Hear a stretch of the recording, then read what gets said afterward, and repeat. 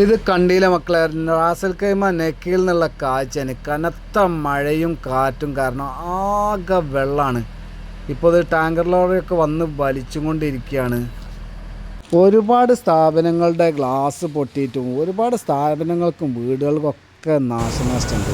സത്യം പറഞ്ഞാൽ നാട്ടിലൊക്കെ ഓല വീട്ടിലൊക്കെ താമസിച്ചവർക്കറിയാം, മഴക്കാലം വരുമ്പോൾ ഉള്ളിലേക്കായിരിക്കും കൂടുതൽ വെള്ളം വരിക, പാത്രമൊക്കെ വെച്ചിട്ട്. അതേ അവസ്ഥയിൽ ഇപ്പോൾ എല്ലാവരുടെ വീട്ടിലും.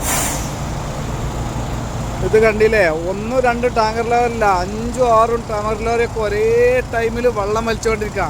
ഇപ്പോൾ ഏകദേശം ഒരു 10 വണ്ടിയായിട്ട് ഈ ഒരു സ്പോട്ടിൽ നിന്ന് മാത്രം വലിച്ചു പോയി. എന്നിട്ടും കണ്ടില്ലേ, ഇതിപ്പോൾ 1-2-3 വണ്ടി ഒരുമിച്ച് വലിക്കുന്നത്, പിന്നെ ഇവിടെ തന്നെ ഒരുമിച്ച്, പിന്നെ ഒരു 3-4 വലിച്ചു പോയി, പിന്നെ അവിടെ അത് വലിക്കണത്. ഇതൊക്കെ മൊത്തം ഒരേ സ്പോട്ടിൽ നിന്നാണ് വലിച്ചുകൊണ്ടിരിക്കുന്നത്. അത്രയ്ക്ക് വെള്ളമാണ്, 1 കിലോമീറ്ററോളം വെള്ളം കംപ്ലീറ്റ്. ഒരു വണ്ടിക്കും പോകാൻ പറ്റില്ല. എൻ്റെ വണ്ടിയൊക്കെ ഇപ്പോൾ ചെക്ക് ഇഞ്ചെന്ന് കാണിച്ച്, കാരണം വണ്ടിൻ്റെ ഉള്ളിലേക്ക് വെള്ളം കയറിയിട്ട്.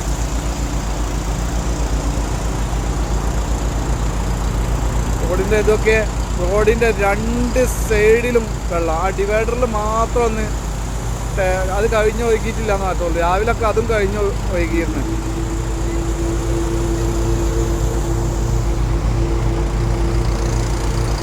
കണ്ടില്ലേ,